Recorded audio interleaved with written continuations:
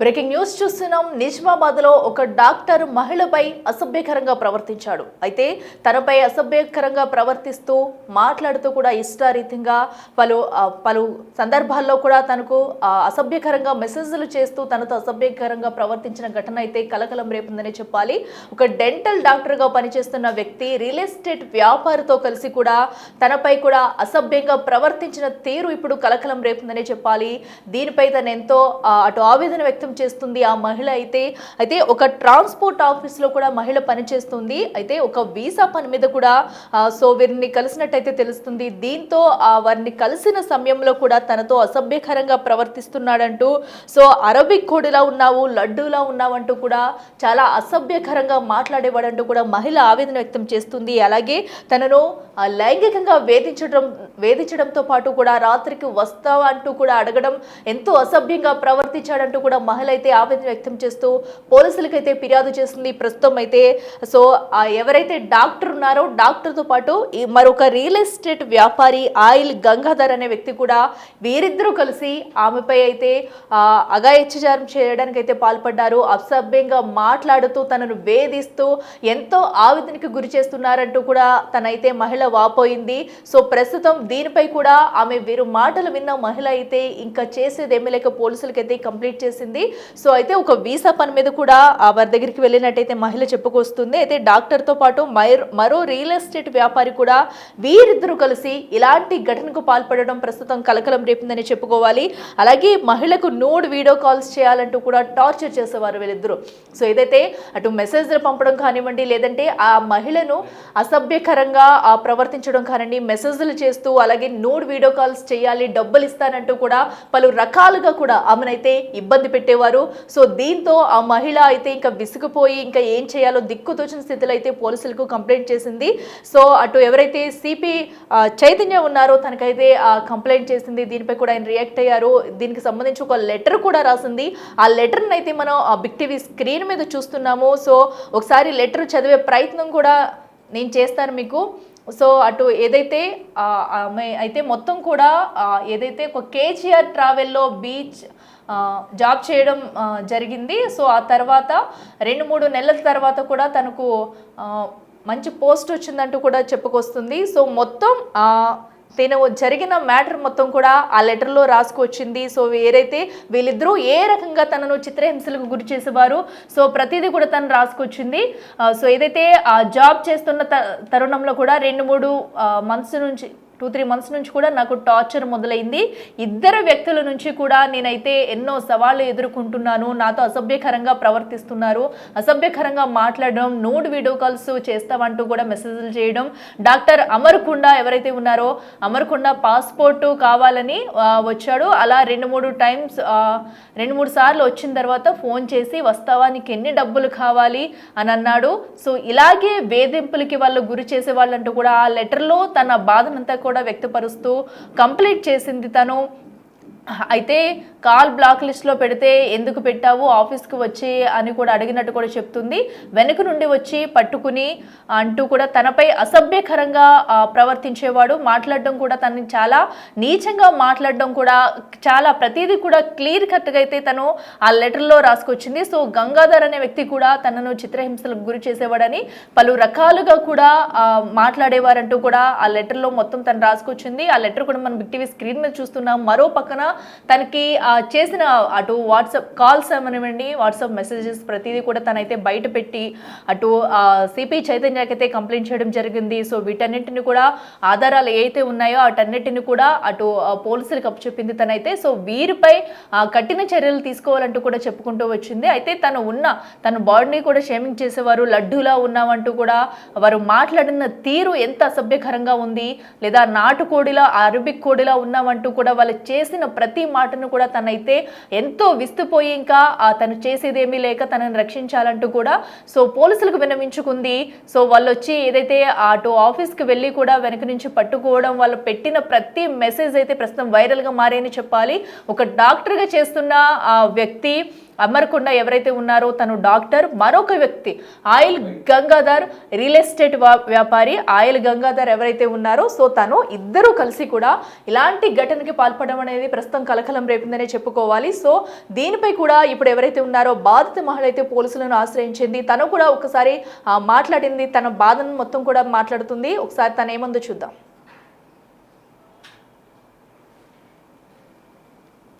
Nagar KGR ట్రావెల్స్లో చేసిన sir, passport ఆఫీస్లో అయితే ఇద్దరు వస్తుండే సార్ వ్యక్తులు.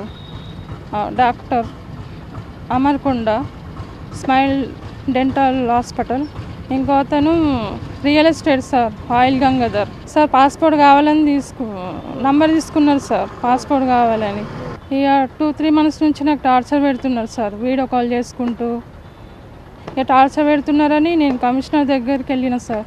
రమ్మని 10,000కి వస్తావు, నైట్కి వస్తావు ఇట్లా అనుడు టార్చర్ పెట్టారు సార్ బాగా. అయితే ఇక నేను కమిషనర్ సార్ దగ్గరికి వెళ్ళిన సార్, న్యాయం కావాలని వెళ్ళిన సార్. వెళ్తే ఆయన చర్య తీసుకుంటా అన్నారు సార్. న్యాయం కావాలి సార్ నాకు. నాలాంటి వాళ్ళకు ఇట్లా ఎవరికి ఇబ్బంది కావద్దని కఠినమైన చర్యలు తీసుకోవాలి వీళ్ళ మీద సార్. నా పేరు బిందు సార్, నేను ఉండేది ఆర్యనగర్ కేజీఆర్ ట్రావెల్స్లో చేసిన సార్, పాస్పోర్ట్ ఆఫీస్లో. అయితే ఇద్దరు వస్తుండే సార్ వ్యక్తులు. డాక్టర్ అమర్కొండ స్మైల్ డెంటల్ హాస్పిటల్, ఇంకో అతను real estate sir oil Gangadhar sir. Passport కావాలని నంబర్ తీసుకున్నారు సార్, పాస్పోర్ట్ కావాలని. ఇక 2-3 months నుంచి నాకు టార్చర్ పెడుతున్నారు సార్, వీడియో కాల్ చేసుకుంటూ. ఇక టార్చర్ పెడుతున్నారని నేను కమిషనర్ దగ్గరికి వెళ్ళిన సార్. రమ్మని 10,000కి వస్తావు, నైట్కి వస్తావు ఇట్లా అనుడు టార్చర్ పెట్టారు సార్ బాగా. అయితే ఇక నేను కమిషనర్ సార్ దగ్గరికి వెళ్ళిన సార్, న్యాయం కావాలని వెళ్ళిన సార్. వెళ్తే ఆయన చర్య తీసుకుంటా అన్నారు సార్. న్యాయం కావాలి సార్ నాకు. నాలాంటి వాళ్ళకు ఇట్లా ఎవరికి ఇబ్బంది కావద్దని కఠినమైన చర్యలు తీసుకోవాలి వీళ్ళ మీద సార్. నా చూస్తున్నాం కదా, ప్రస్తుతం అయితే బాధిత మహిళ తనకు న్యాయం చేయాలంటూ కూడా డిమాండ్ చేస్తుంది. మరింత సమాచారం అందించేందుకు మా ప్రతినిధి రాజేష్ ఉన్నారు. రాజేష్, చెప్పండి, ఒక డాక్టర్ అలాగే ఒక రియల్ ఎస్టేట్ వ్యాపారి కూడా ఇంత దారుణానికి ఒడిగట్టారు. బాధిత మహిళపై కూడా అసభ్యంగా ప్రవర్తిస్తూ న్యూడ్ వీడియో కాల్స్ చేస్తూ కూడా తనను వేధిస్తున్నారంటూ కూడా చెప్పుకొస్తుంది. సో అసలు ఈ ఘటన 2-3 నెలల నుంచి కూడా స్టార్ట్ అయినట్టయితే చెబుతున్నారు. అసలు పూర్తి డీటెయిల్స్ ఏంటి?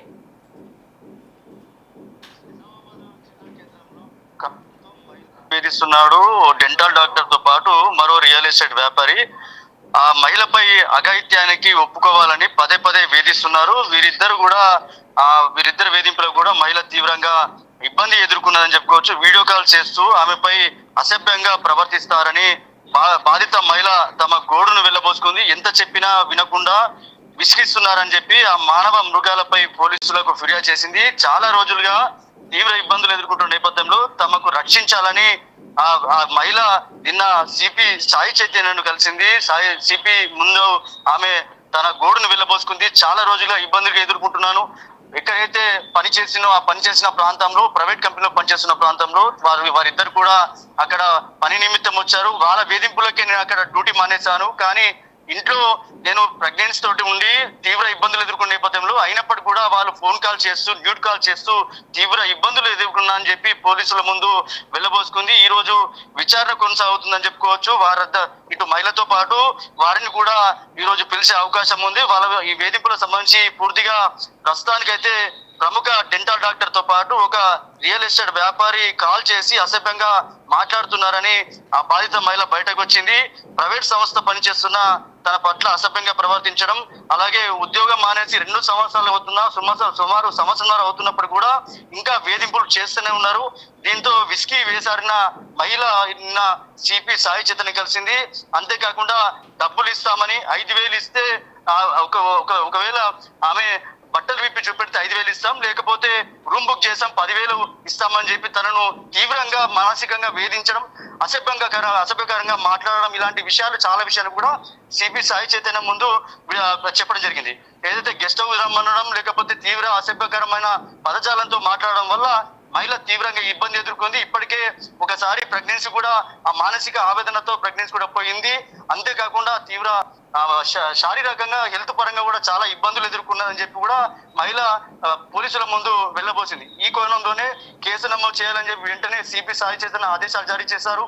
దీనికి సంబంధించి కూడా నిజామాబాద్ 4th టౌన్ సంబంధించిన పోలీసులకి ఆదేశాలు జారీ చేయడంతో వాళ్ళు ఎవరైతే నిందితులు ఉన్నారో వాళ్ళని కూడా పిలవడం, అలాగే మహిళను కూడా పిలిచి ఈ రోజు ఎంక్వైరీ చేసే అవకాశం ఉంది. వారిపై కేసు నమోదు చేయాలని చెప్పి కూడా సిపి సాయి చైతన్య ఆదేశాలు జారీ జరిగింది.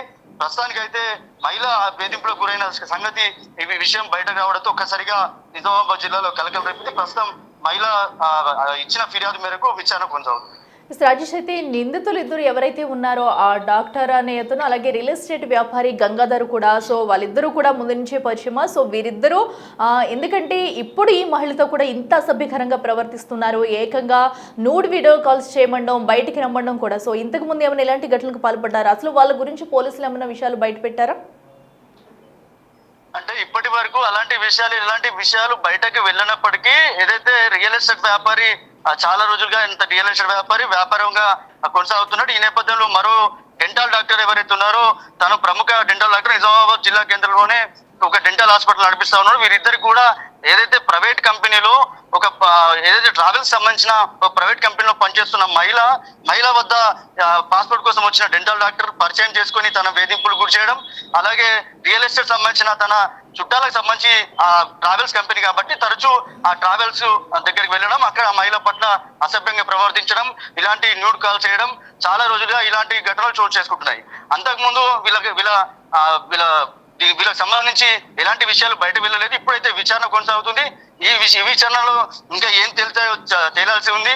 దీనికి సంబంధించి వీర వేధింపులకే అక్కడ కంపెనీలో జాబ్ మనిషి తర్వాత కూడా సంవత్సరం కూడా కాల్ చేసి తీవ్ర ఇబ్బందులు ఎదుర్కొంటున్నారు.